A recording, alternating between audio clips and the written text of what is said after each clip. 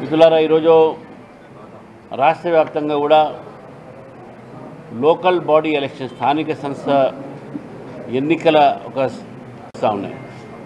మొన్న state election commission ఇచ్చినటువంటి notification తర్వాత భారతీయ జనతా పార్టీ నిన్న మా ఒక నాయకులతో, మా పద్ధతికారులు, మా ఎమ్మెల్యేలు, ఎంపీలతో, అదేవిధంగా జిల్లా ఇన్ఛార్జ్తో జూమ్ మీటింగ్ జరిగింది.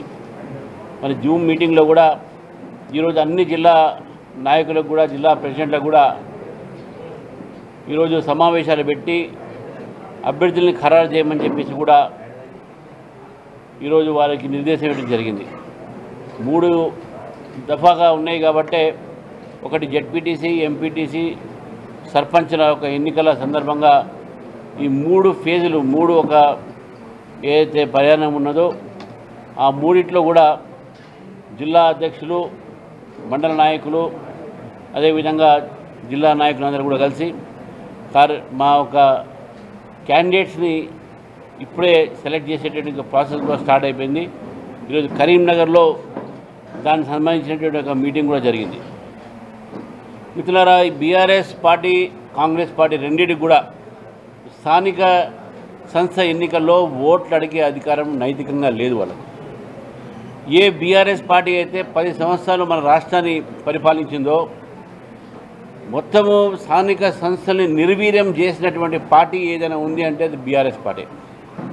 కేంద్రం నుంచి రకరకాలైనటువంటి పేరు మీద వచ్చిన నిధుల్ని దారి మళ్లించి గ్రామీణ ప్రాంతాన్ని ఈరోజు ఎండబెట్టారు, గ్రామీణ ప్రాంతాన్ని అభివృద్ధి లేకుండా చేశారు.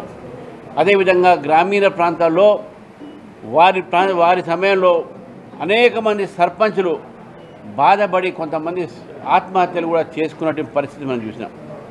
ఈరోజు 12,500 పై చిలుకు మనకు గ్రామ పంచాయతీలు ఉంటే మన రాష్ట్రంలో, మీరు ఈరోజు ఏ గ్రామ పంచాయతీ కూడా మీరు అడగండి తాజా మాజీ సర్పంచ్ అని, వాళ్ళు పడిన యాతన, వాళ్ళకు బిల్స్ రాకపోవటం, వాళ్ళకు వచ్చిన నష్టం, వాళ్ళకు వచ్చిన కష్టాలు ఈరోజు వాళ్ళు చెప్తారు. మీకు నా దగ్గర చాలామంది సర్పంచ్లు వచ్చారు. ఆ రోజు ఉన్న రూలింగ్ పార్టీ సర్పంచ్ కూడా నా దగ్గరకు వచ్చారు. సార్, మా బిల్స్ రావట్లేదు, మీకు వస్తాయని చెప్పి కట్టుకుంటున్నాం. మా గ్రామ పంచాయతీ కరెంటు బిల్లు కూడా కట్టలేని పరిస్థితి మాది. ఆ పైసలు కూడా, ఆ నిధులు కూడా ఈరోజు రాష్ట్ర ప్రభుత్వం దారి మళ్లించిన విషయాన్ని బీఆర్ఎస్ సమయంలో ఆ రోజు స్థానిక సంస్థలు వారి యొక్క సంస్థల పని చేయకుండా చేసిందంటే బీఆర్ఎస్ పార్టీ. మరి కాంగ్రెస్ పార్టీ అనేకమైనటువంటి వాగ్దానాలతో ఈరోజు వచ్చారు.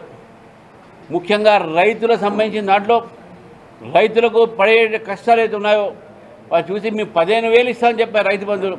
మరి రైతు బంధువులు ఎక్కడ ఇచ్చారని చెప్పి అడుగుతా ఉన్నాను. 6,000 రూపాయలు 2 సంవత్సరాలు ఇచ్చింది, 3 నెలలు అయిపోయింది, దాదాపు 22 పైసలకు. కానీ దానికి ఇప్పటివరకు రైతు బంధు 15,000లో కేవలం 6,000 మాత్రమే రావడం జరిగింది.